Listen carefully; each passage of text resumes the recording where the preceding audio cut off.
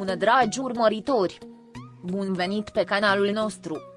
Te afli la adresa potrivită, unde poți accesa instantaneu cele mai recente știri. Totul a început într-o după-amiază liniștită, când Halil Ibrahim își verifica telefonul ca oricare altul, fără să știe că mesajul pe care îl va primi îi va schimba viața pentru totdeauna. Zlatirkoglu, una dintre cele mai iubite și admirate figuri de pe ecranele turcești, trimisese un mesaj care, la început, părea un simplu semn de susținere și prietenie. Dar imediat ce Halil Ibrahim a citit cuvintele, ceva s-a trezit în interiorul lui.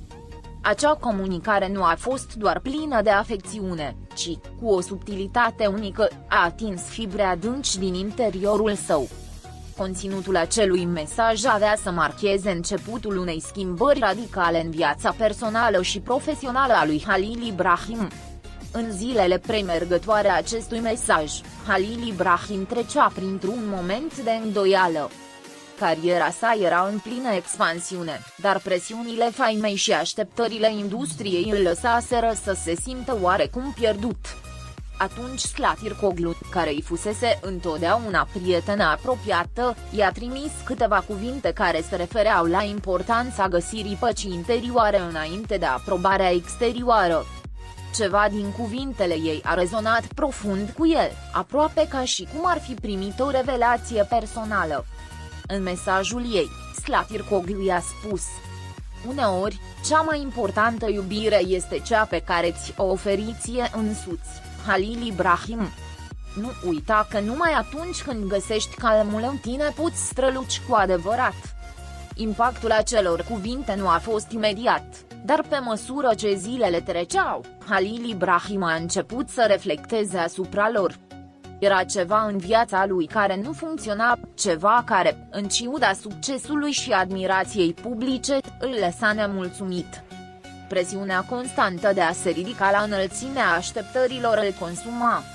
Prin acel mesaj de la Zlatirkoglu, Halil Ibrahim a început să realizeze că răspunsul nu se afla în afara lui, ci în interior.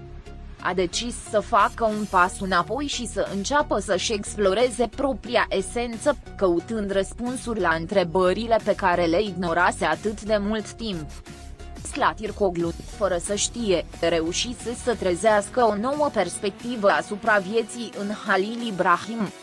Din acel moment, a început să-și ia mai în serios bunăstarea emoțională și mentală. Schimbările au fost subtile la început. Mai mult timp pentru sine, mai puțină expunere în mass media și o nevoie profundă de a se reconecta cu ceea ce îl făcea cu adevărat fericit. Prin lucrurile mărunte de zi cu zi, Halil Ibrahim a început să înțeleagă valoarea echilibrului dintre viața personală și cea profesională. În doar câteva săptămâni, atitudinea sa față de muncă, relații și viața însăși s-a schimbat complet. Ceea ce fusese odată o povară acum părea ușoară. Mesajul lui Zlatirkoglu l-a influențat pe Halil Ibrahim nu doar în viața sa personală, ci și în cariera sa profesională. Cu o nouă perspectivă asupra ceea ce dorea cu adevărat să transmită ca actor, a început să aleagă roluri care rezonau mai mult cu valorile și emoțiile sale.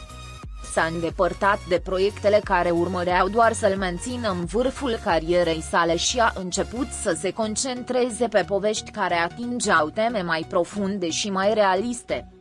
Deciziile sale nu au fost ușoare, dar puterea mesajului lui Zlatirkoglu l-a determinat să-și urmeze intuiția și inima. Mulți dintre fanii săi nu au înțeles schimbarea radicală a lui Halil Ibrahim, dar cei mai apropiați știau că ceva măreț se întâmpla în interiorul lui. Încetase să mai fie actorul care căuta doar să-și mulțumească publicul și, în schimb, devenise un om care înțelegea importanța autenticității și a păcii interioare. În interviuri, Halil Ibrahim a început să vorbească mai sincer despre lupta internă cu care se confruntase ani de zile și despre cum sprijinul unor oameni precum Zlatirkoglu fusese crucial pentru transformarea sa. Cel mai interesant lucru la toate acestea este că Slatirkoglu, realizând impactul mesajului ei, nu a intenționat niciodată ca acesta să schimbe viața lui Halil Ibrahim. Pentru ea pur și simplu împărtășea sfaturi sincere cu o prietenă.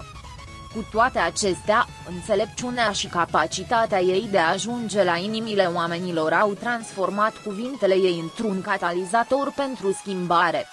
Un Halil Ibrahim recunoscător a început să-și împărtășească public recunoștința față de Slatirkoglu, menționând în mai multe interviuri cum un simplu mesaj de la ea i-a dat puterea de a face următorul pas în viața sa.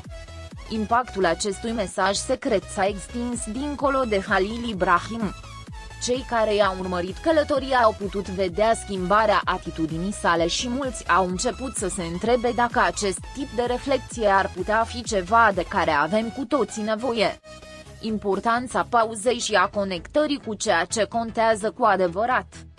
Halil Ibrahim a devenit un exemplu de reziliență, despre cum, chiar și atunci când totul pare în regulă la exterior, este necesar să ne oprim și să privim în interior pentru a găsi adevărata pace.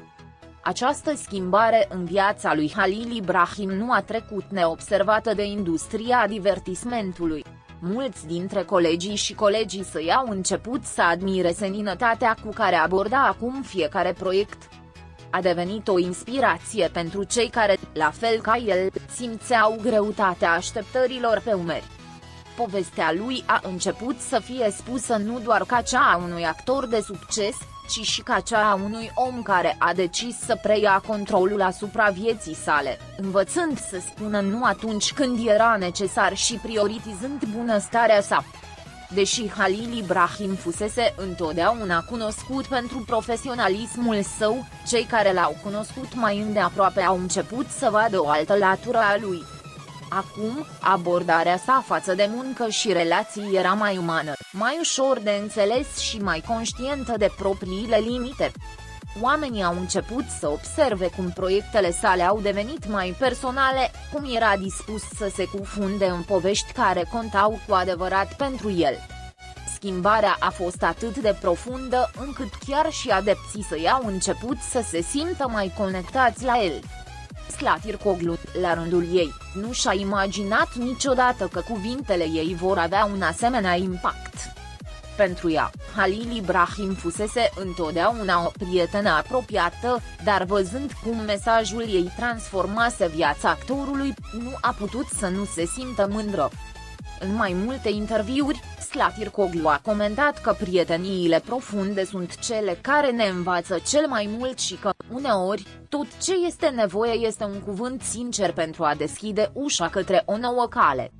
Ceea ce a început ca un sfat de la un prieten a devenit una dintre cele mai inspirate povești din viața lui Halil Ibrahim. Prin acel mesaj secret de la Slatirkoglu, Halil Ibrahim a găsit ceva ce, până atunci, îi scăpase, adevăratul său sine, pacea sa și, în sfârșit, un nou mod de a iubi și de a trăi. Pascali